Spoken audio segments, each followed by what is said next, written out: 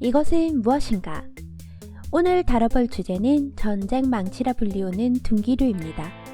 이것과 똑같이 생긴 공구가 여러분 가정에도 비치되어 있죠? 길이만 다를 뿐 정말 똑같이 생겼고 심지어 그 재질마저도 유사합니다. 하지만 그 공구가 중세 후기에 매우 효과적인 무기 중 하나였다는 사실 알고 계신가요? 지금부터 우리에게 생각보다 친숙한 모양새를 한 이 무기 워해머에 대해 알아볼까요? 이 무기의 강력한 성능은 2000년 개봉한 영화 올드보이를 통해 일약 전 세계에 알려지게 되었습니다. 주인공 오대수가 20대 1의 전설적 활약을 펼치며 강금방의 조폭들을 상대로 벌인 난전이 그것인데요. 훗날 많은 영화에서 오마주가 되기도 했던 이 씬에서 오대수가 들고 있던 무기는 보기만 해도 섬뜩한 날붙이나 길이부터 남다른 파이프가 아니라 바로 노루발 장돌이었죠. 그리고 영화 친구에서 장동건이 칼을 든 자객들을 훌륭하게 제압한 무기도 바로 이것이고요. 지금도 집안 어딘가에 처박혀 있을 이 도구가 얼마나 흉흉한 무기인지 역사를 통해 알아보도록 하겠습니다. 이 도구의 이름은 바로 워해머입니다. 수많은 형태가 존재하지만 가정용 장돌이 혹은 목수용 뿔망치와 가장 닮은 형태는 기병들이 쓰던 한손 워해머라고 할 수 있습니다. 상술한 것처럼 이 무기의 머리는 날카로운 핏과 해머헤드로 이루어져 있으며 자루는 단단한 목질의 나무나 철로 만들어져 있었고 길이는 대략 60cm에서 80cm, 무게는 한 손으로 다루기 편하도록 1kg가 넘지 않게 설계되었습니다.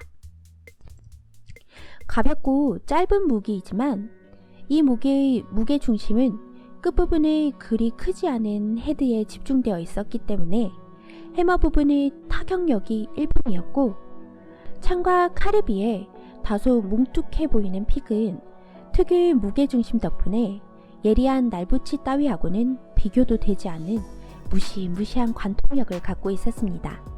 사실 이러한 무기는 생각보다 그 유래가 깊어서 선사시대부터 사용해오던 인류 최초의 연장 중 하나인 돌도끼를 그 시대의 재련 수준으로 어레인지한 것에 지나지 않는다고 볼 수 있겠습니다. 또한 로마를 치열하게 괴롭혀오던 게르만족들의 무장 중 하나가 주잡한 전투망치였다고 하니 어떤 시기를 제외하면 인류의 전쟁사에 꾸준히 등장해왔던 병기 중 하나라 할 수 있겠습니다. 전쟁 망치는 어떤 시기에 이르러 병사들의 손에서 일제히 떠나게 되는데요. 바로 검과 창, 날카로운 냉병기들이 전장을 지배하고 있을 때입니다.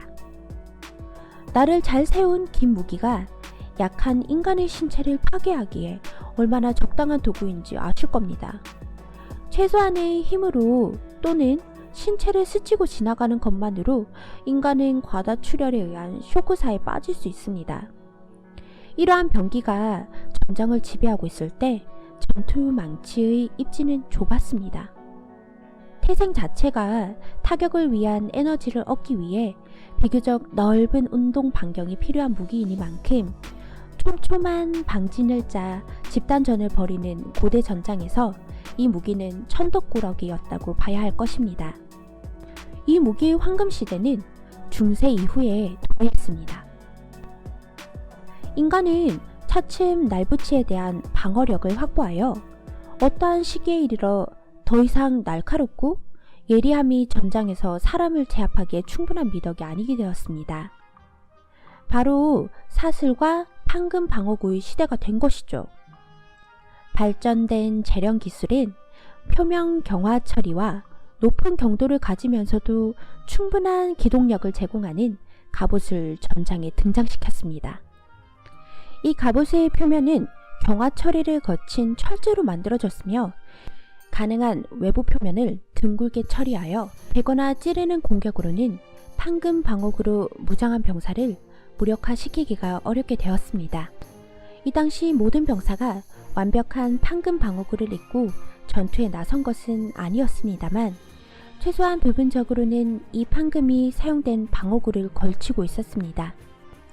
검과 창, 석궁이 높은 관통력을 가진 형상으로 진화한 것도 이러한 이유 때문입니다. 좀 더 확실한 관통력 혹은 확실한 충격량을 지닌 무기를 원했고, 이렇게 오랫동안 대장간에서 잠자고 있던 무기는 다시 병사들의 손으로 돌아오게 된 것입니다. 상호가 갑옷으로 전신을 빈틈없이 방어한 상황에서 이 무기는 검과 대등하거나 또는 우월한 싸움이 가능하도록 만들어졌습니다. 당시 검을 든 상태로 갑옷에 타격을 주는 방법은 검을 거꾸로, 즉 날 부분을 잡고 힐트와 펌벨을 망치 삼아 두들겨 패는 정도 외엔 없었다고 하니 칼 든 사람을 상대로 워해머를 사용한 것은 상당히 즐거운 일이었겠죠?